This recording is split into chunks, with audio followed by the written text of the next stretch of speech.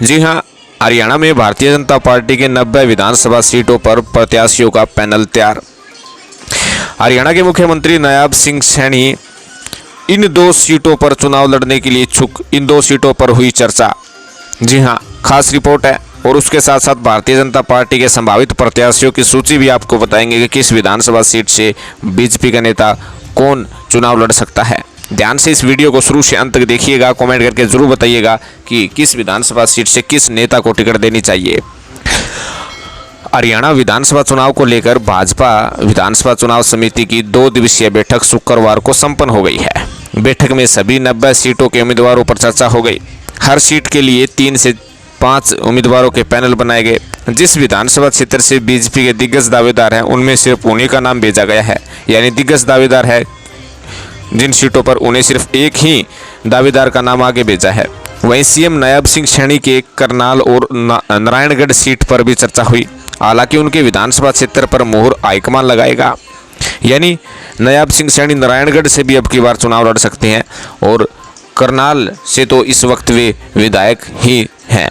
दावेदारों के पैनलों में पूर्व सांसद, राज्यसभा सदस्य, विधायक व मंत्रियों के अलावा नेताओं की संतानों व रिश्तेदारों के नाम भी हैं। केंद्रीय चुनाव समिति की बैठक से पहले भाजपा की छोटी टोली बैठक होगी जो पैनल में शामिल नामों में कांट छांट करेगी।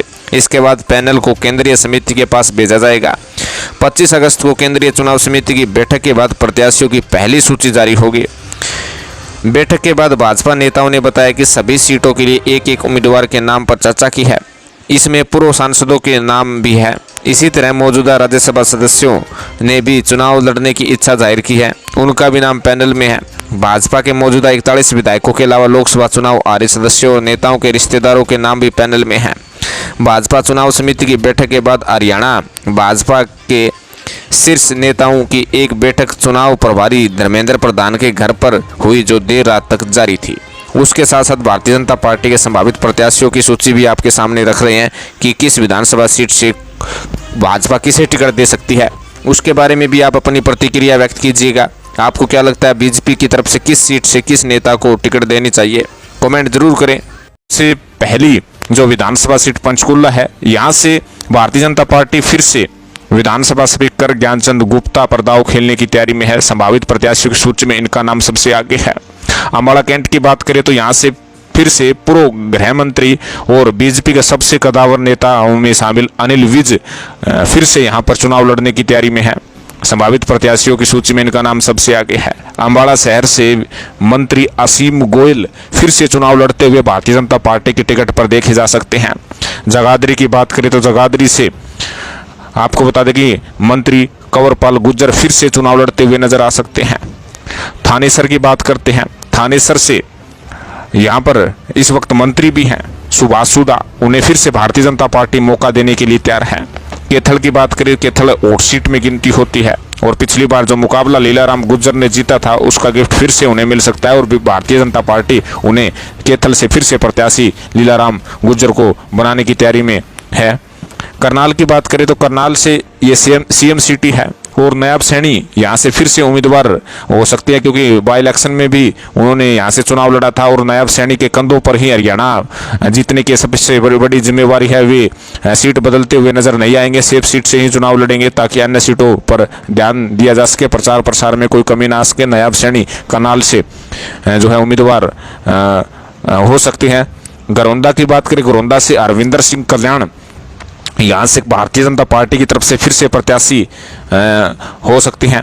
पानीपत ग्रामीण की बात करें तो इस वक्त मंत्री महिपाल ढांडा है और यहाँ से फिर से महिपाल ढांडा पर भरोसा भारतीय जनता पार्टी जताने को तैयार है और उन्हें उम्मीदवार बताने के लिए तैयार है।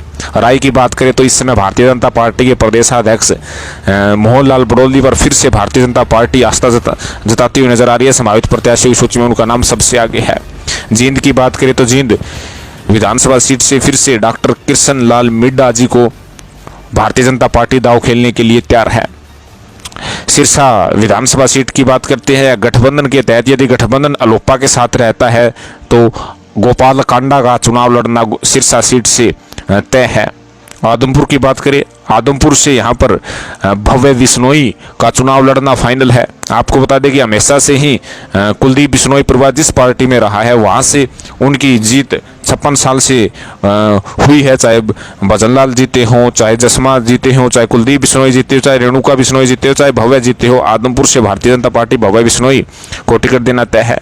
नारनौंद की बात करें तो नारनौंद से पूर्व वित्त मंत्री कैप्टन अभिमन्यु जो है चुनाव लड़ने की तैयारी में है। संभावित प्रत्याशियों की सूची में उनका नाम सबसे आगे है। आसी की बात करें तो आसी से इस वक्त जो विधायक है विनोद बिहाना, इनको फिर से भारतीय जनता पार्टी टिकट देने को तैयार है। नलवा की बात करते हैं। नलवा की बात करें तो यहाँ से डिप्टी स्पीकर रणबीर गंगवा की टिकट लगभग फाइनल है। आपको ये भी एक हरियाणा का एक बड़ा तथ्य बताते हैं कि हरियाणा में जो भी एक बार कोई डिप्टी सीएम या डिप्टी स्पीकर या वित्त मंत्री बना है, उसके बाद वो अगला चुनाव जीत ही नहीं पाए हैं। ये एक बड़ा कह सकते हैं कि हरियाणा में घटित तथ्य है। तो देखते हैं अब की बार क्या होता है।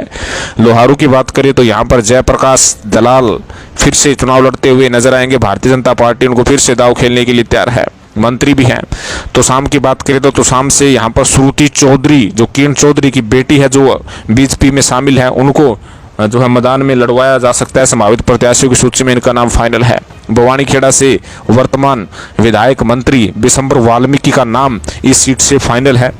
2 बार ये चुनाव लगातार जीते हैं और अब मंत्री भी हैं।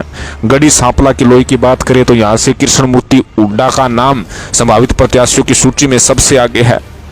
बादली की बात करें तो बादली से पूर्व मंत्री रह चुके, पूर्व में भाजपा के प्रदेशाध्यक्ष रह चुके ओम प्रकाश धनखड़ को मैदान में फिर से उतारा जा सकता है और यहाँ पर ओम प्रकाश धनखड़ के लिए काफी बड़ा चैलेंज भी है।